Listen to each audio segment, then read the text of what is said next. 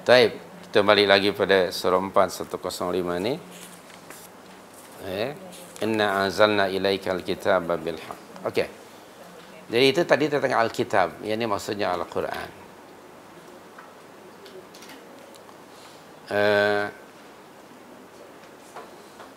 Rasul itu diutus antara lain untuk membacakan dan mengajar Al-Quran. Nah, para sahabat ada hirsun, keinginan yang kuat untuk mengubah diri, agar menjadi manusia yang Quranik. Jadi ada muallim, gurunya yaitu Rasulullah SAW, ada muridnya, para sahabat radhiyallahu anhum ajma'in. Rasulullah tidak mengajar mereka kecuali Alkitab wal hikmah. Maka para sahabat manusia-manusia hasil tarbiyah nabawiyah. Dan Nabi tidak mentarbiyah para sahabat melainkan hanya dengan dua sumber, Alkitab wal hikmah. Maka selalu disinggung pada malam juga, ketika kita dianjurkan untuk kembali kepada Al-Quran dan Sunnah mengikut kefahaman para sahabat. Karena hari ini program kembali kepada Al-Quran dan Sunnah, nyaris setiap individu Muslim menganjurkan program itu. Tapi masalahnya mengikut kefahaman siapa? Okay. Muslim yang konon ingkarus sunnah, anti hadis, mereka juga guna Al-Quran kan? Tapi menginterpretasikan Al-Quran mengikut hawa nafsu.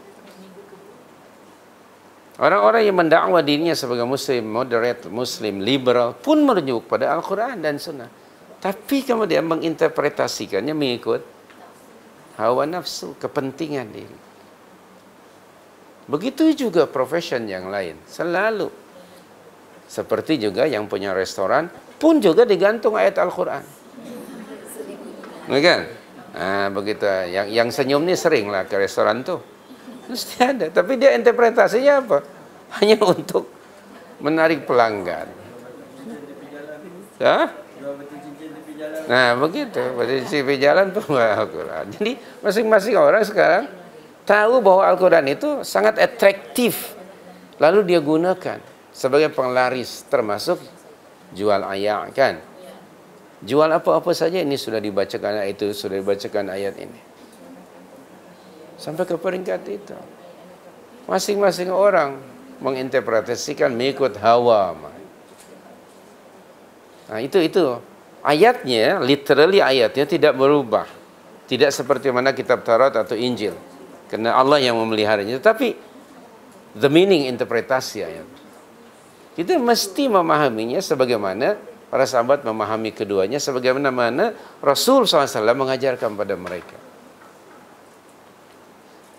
Maka kata Imam Malik rahimahullah, tidak akan beres urusan akhir umat ini melainkan dengan apa yang pernah diikuti, difahami oleh generasi awal. Al-Qurannya sama dengan Al-Quran yang dipegang oleh para sahabat, tapi kefahamannya itu. Jadi kembalilah ke sana. Karena kefahaman para sahabat, kefahaman yang paling sahih, yang paling benar dan diperakui oleh Allah. Tidak ada kefahaman umat yang diperakui langsung oleh Allah kecuali kefahaman para sahabat. Mereka tidak hanya faham tapi melaksanakan, tunduk dan patuh. Akhirnya muncul menjadi umat yang disebut dalam Ali Imran 110, umat yang the best. Kuntum khaira ummatin ukhrijat linnas ta'muruna bil ma'ruf wa tanhauna 'anil munkar wa tu'minuna billah. Indikator umat yang terbaik ada 3 pada ayat itu. Ta'muruna bil ma'ruf. Ini indikator nih. Wa tanhauna 'anil munkar wa tu'minuna. Indikator ni bila tak ada, tinggal ayatnya saja yang ada. Tapi umatnya tidak ada. Adakah kita sekarang masuk dalam kelompok the best nation, khairu ummah?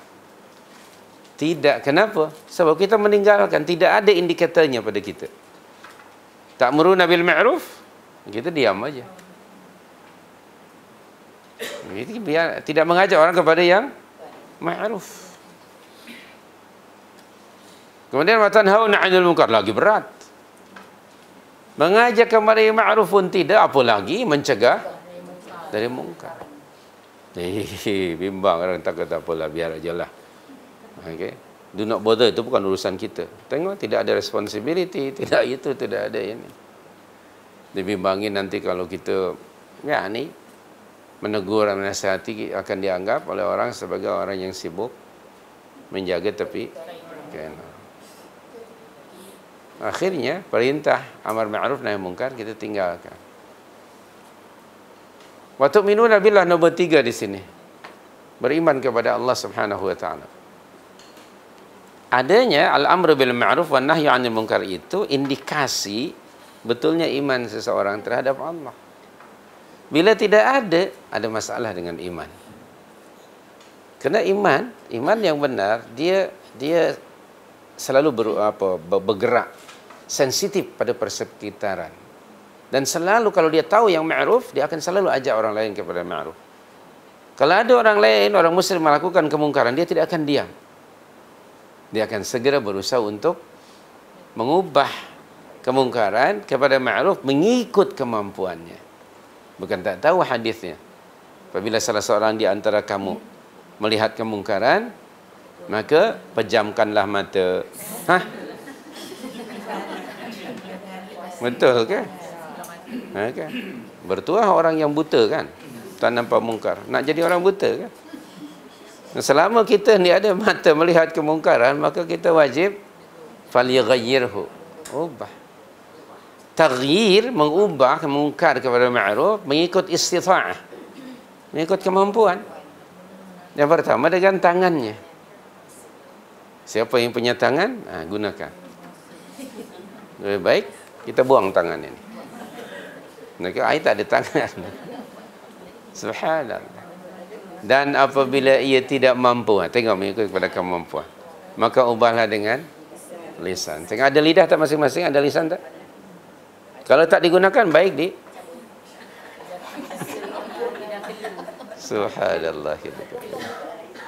Ya Rabbi, bil lisan, bil tulisan.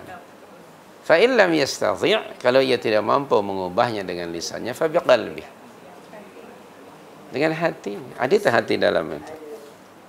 Kalau begitu buang saja, masuk IJN buang. Supaya tidak ada burden untuk mengubah kemungkaran itu. Fa biqalbi. Jadi maknanya orang umat Islam ini, orang mukmin selalu aktif, proaktif, dan dia terus berusaha untuk mengubah kemungkaran kepada yang ma'ruf, mengikut istita'ah, mengikut kemampuan. Nah, kita umumnya ni diam, kan, melihat kemungkaran diam. Pada amnya lah, kita pada umumnya begitu. Ya Rabb, macam mana nak menjadi khairu ummah kalau beginilah kita? Barangkali kalau menurut saya, yang diam tu lebih baik daripada yang melakukan kemungkaran. Menurut saya lah ya, jangan diterima lah. Kemudian barangkali menurut saya yang melakukan kemungkaran lebih baik daripada yang membiarkan ataupun daripada yang menaja. Ada tak orang menaja kemungkaran? Ya, kalau di Jawa banyak, di Indonesia. Tak tahu di sini tak ada. Kemungkaran ditaja. Syarikat besar misalnya menaja kemungkaran. Berbagai jenis kemungkaran.